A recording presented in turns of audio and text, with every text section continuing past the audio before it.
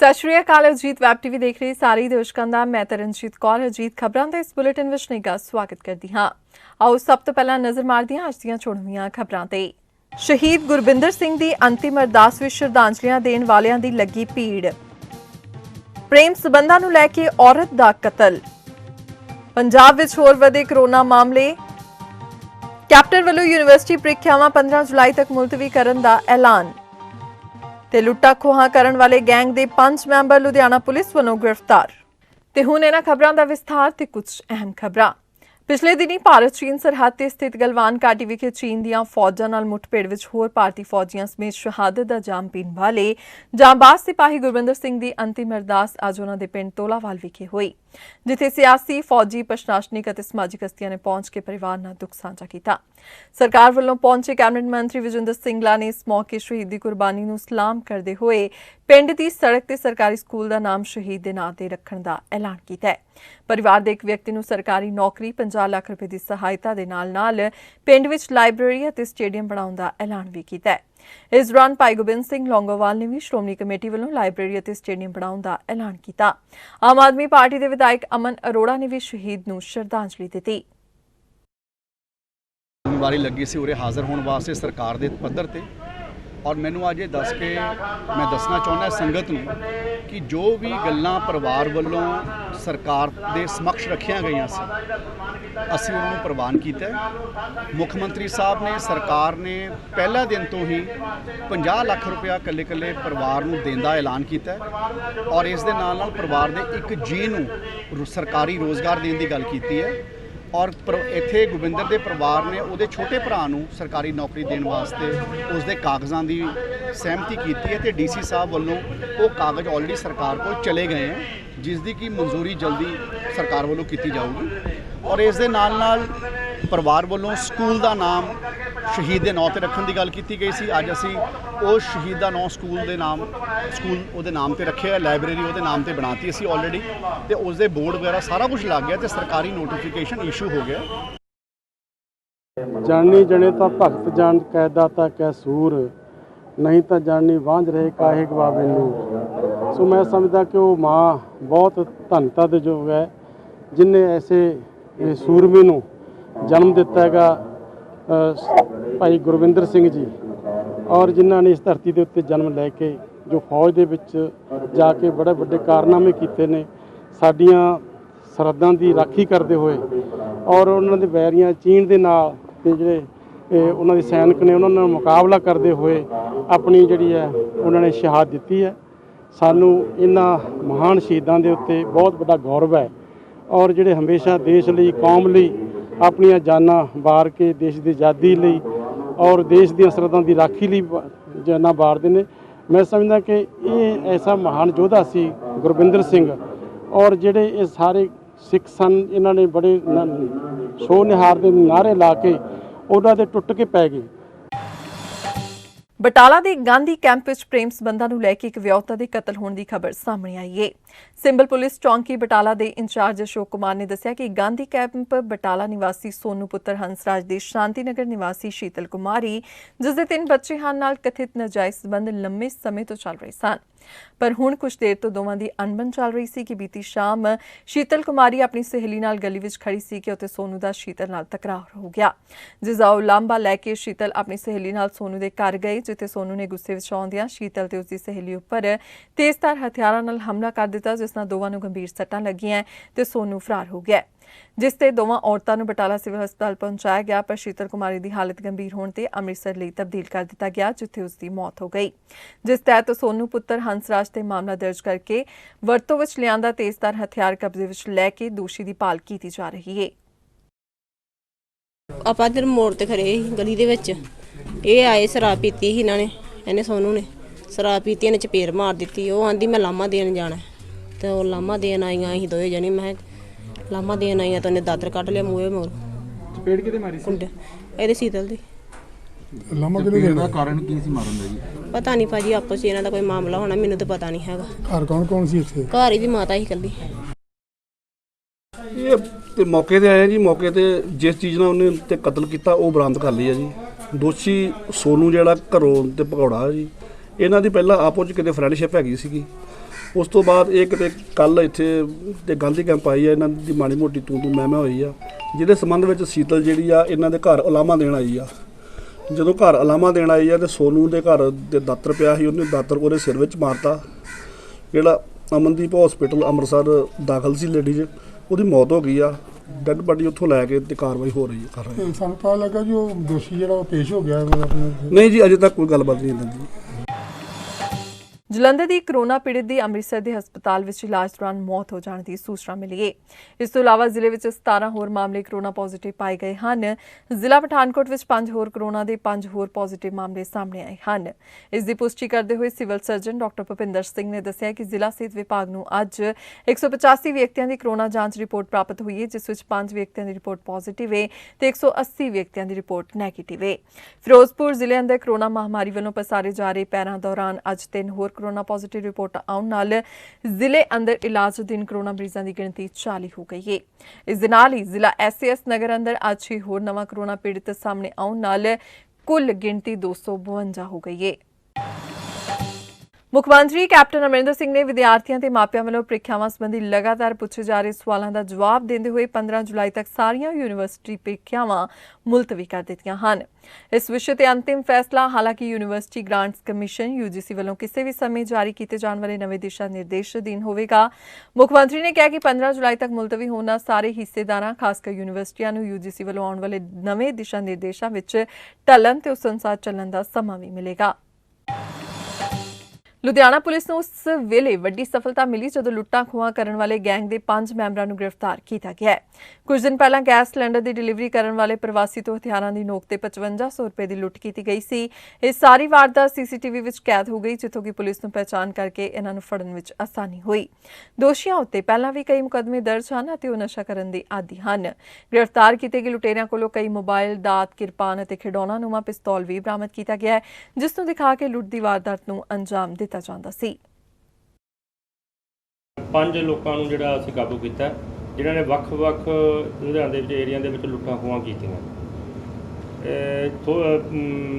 26 ਤਰੀਕ ਨੂੰ ਇਹਨਾਂ ਨੇ ਇੱਕ HP ਗੈਸ ਏਜੰਸੀ ਦੇ ਆਟੋ ਵਾਲੇ ਤੋਂ ਰਜੇਸ਼ ਕੁਮਾਰ ਤੋਂ 2 ਮੋਟਰਸਾਈਕਲਾਂ ਤੇ ਇਹ ਲੋਕ ਆਏ ਸੀ, ਜਿਨ੍ਹਾਂ ਨੇ ਦਾਅ ਦਿਖਾ ਕੇ ਤੇ ਆਪਣਾ ਪਿਸਤੌਲ ਜਿਹੜਾ ਉਹ ਦਿਖਾ ਕੇ ਆਪਣਾ ਦੂਜਾ ਖਿਡੌਣਾ ਨੂੰਮਾ ਤੇ ਉਹਨੂੰ ਡਰਾ ਕੇ ਉਹਦੇ ਕੋਲੋਂ 5500 ਰੁਪਇਆ ਖੋਹ ਕਰ ਲਿਆ ਸੀਗਾ।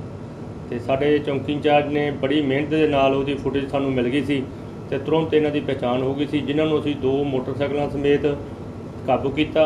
ਜਿਨ੍ਹਾਂ ਨੇ 25 ਦੇ ਕਰੀਬ ਜਿਹੜੀਆਂ ਵਾਰਦਾਤਾਂ ਸ਼ਹਿਰ ਦੇ ਵਿੱਚ ਲੁੱਟ ਖੋਹ ਦੀਆਂ ਕੀਤੀਆਂ, ਮੋਬਾਈਲ ਖੋਹ ਕੀਤੇ ਆ, ਪੈਸੇ ਖੋਹ ਕੀਤੇ ਆ। DG ਨੰਬਰ 3 ਦੇ ਵਿੱਚ 5 ਮੋਬਾਈਲ ਇੱਕੋ ਬੰਦੇ ਤੋਂ ਖੋਹ ਕੀਤੇ ਆ ਤੇ ਇਹਨਾਂ ਨੂੰ ਕਾਬੂ ਕੀਤਾ ਹੈ। ਇਹਨਾਂ ਤੋਂ ਰਿਕਵਰੀ ਕਰਾਈ ਹੈ। ਇਹਨਾਂ ਦੇ ਦੋਨੇ ਮੋਟਰਸਾਈਕਲ ਜਿਹੜੇ ਵਾਰਦਾਤ ਸਮੇਂ ਵਰਤੇ ਸੀ, ਉਹਨਾਂ ਚੋਂ ਇੱਕ ਮੋਟਰਸਾਈਕਲ ਜਿਹੜਾ DMC ਤੋਂ ਚੋਰੀ ਕੀਤਾ ਹੋਇਆ ਇਹਨਾਂ ਦਾ, ਤੇ ਇੱਕ ਮੋਟਰਸਾਈਕਲ ਇਹਨਾਂ ਦਾ ਆਪਦਾ ਸੀਗਾ। ਦੋਨੇ ਮੋਟਰਸਾਈਕਲ ਦਾ ਤੇ ਟੋਟਲ ਕੁੱਲ 10 ਜਿਹੜੇ ਇਹਦੇ ਇਹਨਾਂ ਤੋਂ ਮੋਬਾਈਲ ਮਿਲੇ ਹੈਗੇ ਆ। ਇੱਕ ਸਨੈਚਰ ਅਲੱਗ ਤੋਂ ਅਸੀਂ ਇੱਥੇ ਪਕੜਿਆ ਹੈ, ਜਿਹੜਾ ਜਿਹਨੇ ਪਹਿਲਾਂ ਸਾਡੇ ਮੁਕੱਦਮਾ ਦਰਜ ਹੈ ਤੇ ਉਹਦੇ ਵਿੱਚ ਵੀ ਉਹਨਾਂ ਨੇ ਇੱਕ ਮੋਬਾਈਲ ਖੋਹ ਕੀਤਾ ਸੀਗਾ, ਨਾਲ ਪੈਸੇ ਖੋਹ ਕੀਤੇ ਸੀਗੇ। ਉਹ ਵੀ ਸਾਡੀ ਵਾਰਦਾਤ ਟਰੇਸ ਹੋਈ ਹੈ। ਤੇ ਕਾਫੀ ਸ਼ਹਿਰ ਦੇ ਵਿੱਚ ਜਿਹੜੀਆਂ ਇਹਨਾਂ ਨੇ ਵਾਰਦਾਤ ਕੀਤੀਆਂ, ਉਹ ਵੀ ਕਾਫੀ ਸਾਡੀ ਇਹਨਾਂ ਤੋਂ ਉਮੀਦ ਹੈ ਟਰੇਸ ਹੋਣ ਦੀ। ਅਸੀਂ ਅੱਜ ਕੱਲ੍ਹ ਇਹਨਾਂ ਨੂੰ ਗ੍ਰਿਫਤਾਰ ਕਾਬੂ ਕੀਤਾ। ਹੁਣ ਅਸੀਂ ਇਹਨਾਂ ਨੂੰ ਪੇਸ਼ ਕਰਕੇ ਰਿਮਾਂਡ ਲਵਾਂਗੇ ਤੇ ਹੋਰ ਪੁੱਛਗਿੱਛ ਕਰਕੇ ਤੇ ਬਾਕੀ ਵੀ ਜਿਹੜੇ ਇਹਨਾਂ ਨੇ ਵਾਰਦਾਤ ਕੀਤੀਆਂ ਉਹਨਾਂ ਨੂੰ ਟਰੇਸ ਹੋਣ ਦੀ ਉਮੀਦ ਹੈ। प्रधानमंत्री नरेंद्र मोदी ने आज महीनावारी रेडियो प्रोग्राम मन की बात जरिए देशवासियों को संबोधन किया है। इस दौरान प्रधानमंत्री मोदी ने कहा कि कोरोना वायरस महामारी समेत भारत अपने गुआढ़ियां दी चुनौतियां नाल भी नजिठ रहा है। भारत ते बुरी नज़र रखण वालियां नूं करारा जवाब मिल रहा है। उन्होंने कहा कि भारत जेकर दोस्ती निभाउणा जाणदा है तां अखां विच अखां पा के जवाब देना भी जाणदा है। इस दे नाल ही पीएम ने एक बार फिर लोकां नूं समाजिक दूरी की पालना करन ते मास्क पाउण दी अपील की। प्रधानमंत्री मोदी ने कहा कि साडा हर यतन सरहदां दी राखी लई देश दी ताकत ਵਧਾਉਣ ਵਿੱਚ, ਦੇਸ਼ ਨੂੰ ਹੋਰ ਜ਼ਿਆਦਾ ਸਮਰੱਥ ਬਣਾਉਣ ਵਿੱਚ, ਦੇਸ਼ ਨੂੰ ਆਤਮ ਨਿਰਭਰ ਬਣਾਉਣ ਦੀ ਦਿਸ਼ਾ ਵਿੱਚ ਹੋਣਾ ਚਾਹੀਦਾ ਹੈ। ਇਹੀ ਸਾਡੇ ਸ਼ਹੀਦਾਂ ਨੂੰ ਸੱਚੀ ਸ਼ਰਧਾਂਜਲੀ ਵੀ ਹੋਵੇਗੀ। ਲਦਾਖ ਵਿੱਚ ਸਾਡੇ ਜਿਹੜੇ ਵੀਰ ਜਵਾਨ ਸ਼ਹੀਦ ਹੋਏ ਹਨ, ਉਹਨਾਂ ਦੇ ਸ਼ੌਰਿਆਂ ਨੂੰ ਪੂਰਾ ਦੇਸ਼ ਪ੍ਰਣਾਮ ਕਰ ਰਿਹਾ ਹੈ। ਪੂਰਾ ਦੇਸ਼ ਉਹਨਾਂ ਦਾ ਆਭਾਰੀ ਹੈ। ਇਹਨਾਂ ਸਾਥੀਆਂ ਦੇ ਪਰਿਵਾਰਾਂ ਦੀ ਤਰ੍ਹਾਂ ਹੀ ਹਰ ਭਾਰਤੀ ਇਹਨਾਂ ਨੂੰ ਖੋ ਦੇਣ ਦਾ ਦਰਦ ਵੀ ਮਹਿਸੂਸ ਕਰ ਰਿਹਾ ਹੈ। हमारे वीर सैनिकों ने दिखा दिया है कि वो कभी भी मां भारती के गौरव पर आंच नहीं आने देंगे। साथियों, लद्दाख में हमारे जो वीर जवान शहीद हुए हैं, उनके शौर्य को पूरा देश नमन कर रहा है, श्रद्धांजलि दे रहा है।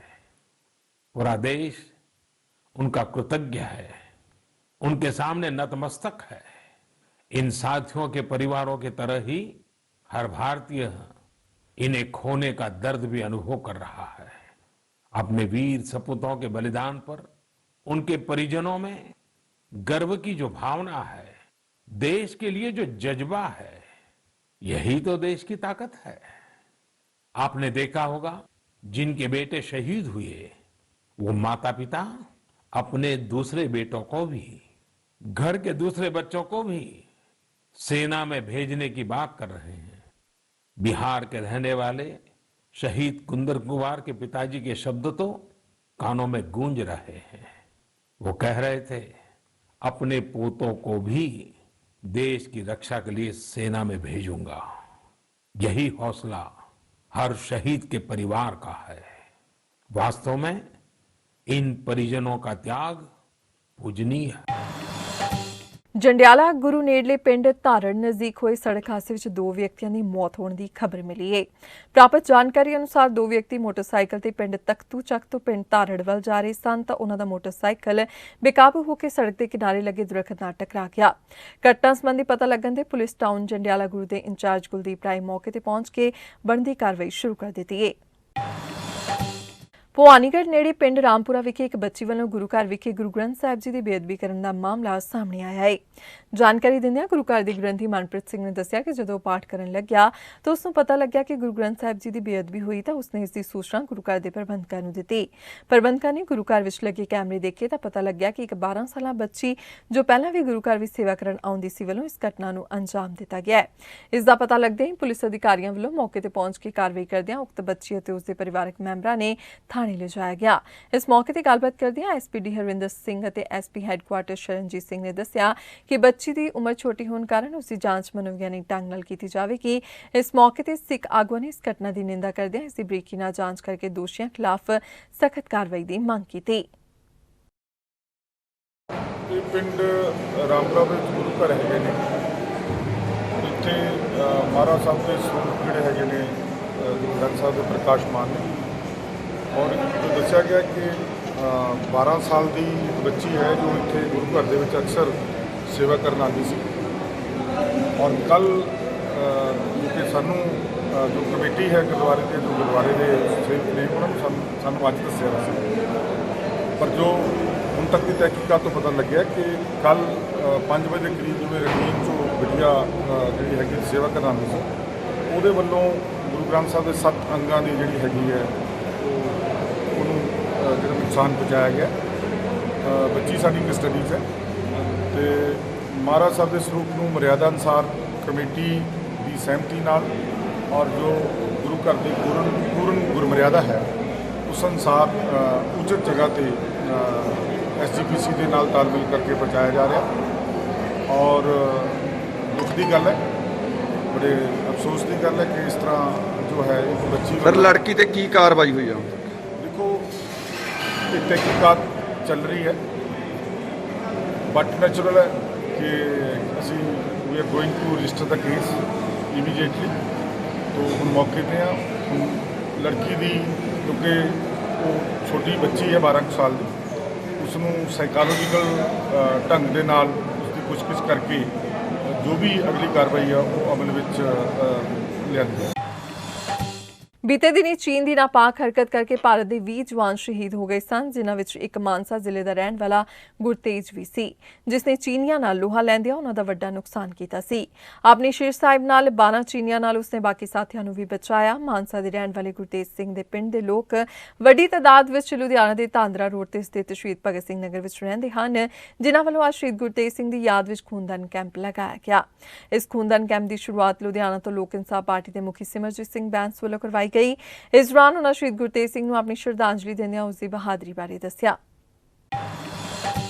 ਚੀਨ ਨਾਲ LAC ਤੇ ਜਾਰੀ ਤਣਾਅ ਨੂੰ ਲੈ ਕੇ ਕਾਂਗਰਸ ਦੇਸ਼ ਵਿੱਚ ਸਿਆਸਤ ਜਾਰੀ ਹੈ।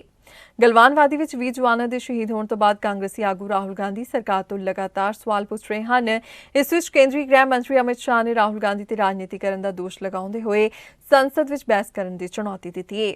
ਉਹਨਾਂ ਨੇ ਕਿਹਾ ਕਿ ਅਸੀਂ 1962 ਦੇ ਯੁੱਧ ਤੋਂ ਲੈ ਕੇ ਹੁਣ ਤੱਕ ਦੀ ਚਰਚਾ ਲਈ ਤਿਆਰ ਹਾਂ। ਪੀਐਮ ਮੋਦੀ ਖਿਲਾਫ ਰਾਹੁਲ ਗਾਂਧੀ ਦੇ ਸੁਰੇਂਡਰ ਮੋਦੀ ਦੇ ਹੈਸ਼ਟੈਗ ਦਾ ਜਵਾਬ ਦਿੰਦੇ ਹੋਏ ਸ਼ਾਹ ਨੇ ਕਿਹਾ ਕਿ ਪਾर्लियामेंट होनी है, चर्चा करनी है तो आओ करांगे। सक्षम है, मगर दुख तब जो होता है इतने बड़े राजनीतिक दल के पूर्व अध्यक्ष इतने संकट के समय में इतनी ओछी राजनीति करते हैं, तब दुख होता है। इससे कोई फर्क नहीं पड़ता, वो उनके लिए आत्मचिंतन का विषय है। इनके हैशटैग को पाकिस्तान और चीन आगे बढ़ा रहा है। आप ऐसी बात करते हो जो पाकिस्तान और चीन पसंद करता है, और ऐसे संकट के समय में पार्लियामेंट होनी है, चर्चा करनी है तो आइए करेंगे। 62 से लेकर आज तक 2-2 हाथ हो जाए, कोई नहीं डरता चर्चा से। मगर जब देश के जवान संघर्ष कर रहे हैं, सरकार एक स्टैंड लेकर ठोस कदम उठा रही है, उस वक्त पाकिस्तान और चीन को खुशी हो इस प्रकार के स्टेटमेंट देना किसी ने नहीं किया। ਜਲੰਧਰ ਜ਼ਿਲ੍ਹਾ ਪ੍ਰਸ਼ਾਸਨ ਨੇ ਹੋਮ ਕੁਆਰੰਟਾਈਨ ਤੋੜ ਕੇ ਇੱਧਰ ਉੱਧਰ ਘੁੰਮਣ ਵਾਲਿਆਂ ਤੇ ਹੋਰ ਸਖਤੀ ਸ਼ੁਰੂ ਕਰ ਦਿੱਤੀ ਹੈ। ਡੀਸੀ ਘਨਸ਼ਿਆਮ ਥੋਰੀ ਨੇ ਨਵੇਂ ਆਦੇਸ਼ ਮੁਤਾਬਿਕ ਹੋਮ ਕੁਆਰੰਟਾਈਨ ਦੀ ਉਲੰਘਣਾ ਕਰਨ ਵਾਲਿਆਂ ਖਿਲਾਫ FIR ਦਰਜ ਕਰ ਉਹਨਾਂ ਨੂੰ ਇੰਸਟੀਟਿਊਸ਼ਨਲ ਕੁਆਰੰਟਾਈਨ ਵਿੱਚ ਰੱਖਿਆ ਜਾਵੇਗਾ। ਅਜਿਹੇ ਲੋਕਾਂ ਨੂੰ ਹੁਣ ਘਰ ਦੇ ਬਾਹਰ ਪ੍ਰਸ਼ਾਸਨ ਵੱਲੋਂ ਤੈਅ ਕੀਤੇ ਗਏ ਯੂਨੀਵਰਸਿਟੀ ਵਿੱਚ ਰਹਿਣਾ ਪਵੇਗਾ। ਇਨ੍ਹਾਂ ਸਥਾਨਾਂ ਤੇ ਸਿਹਤ ਵਿਭਾਗ ਵੱਲੋਂ ਤੈਅ ਕੀਤੇ ਗਏ ਪ੍ਰੋਟੋਕਾਲ ਮੁਤਾਬਿਕ ਕਈ ਤਰ੍ਹਾਂ ਦੀਆਂ ਬੰਦਿਸ਼ਾਂ ਰਹਿਣਗੀਆਂ। ਕੁਆਰੰਟਾਈਨ ਤੋੜਨ ਵਾਲਿਆਂ ਨਾਲ ਦੂਜੇ ਲੋਕਾਂ ਨੂੰ ਕੋਰੋਨਾ ਵਾਇਰਸ ਦੇ ਸੰਕਰਮਣ ਦੇ ਖਤਰੇ ਵਿੱਚ ਪਾਉਣ ਦੇ ਮੱਦੇਨਜ਼ਰ ਜ਼ਿਲ੍ਹਾ ਪ੍ਰਸ਼ਾਸਨ ਨੇ ਫੈਸਲਾ ਲਿਆ ਹੈ। ਤੇ ਇਸ ਦੇ ਨਾਲ ਹੀ ਅਜੀਤ ਖਬਰਾਂ ਦਾ ਬੁਲੇਟਿਨ ਇੱਥੇ ਹੀ ਖਤਮ ਹੁੰਦਾ ਹੈ। ਨਵੀਆਂ ਤੇ ਤਾਜ਼ਾ ਤਰੀਨ ਖਬਰਾਂ ਲੈ ਕੇ ਫਿਰ ਤੋਂ ਹਾਜ਼ਰ ਹੋਵਾਂਗੇ। ਤਦ ਤੱਕ ਲਈ ਦਿਓ ਇਜਾਜ਼ਤ। ਸਤਿ ਸ਼੍ਰੀ ਅਕਾਲ।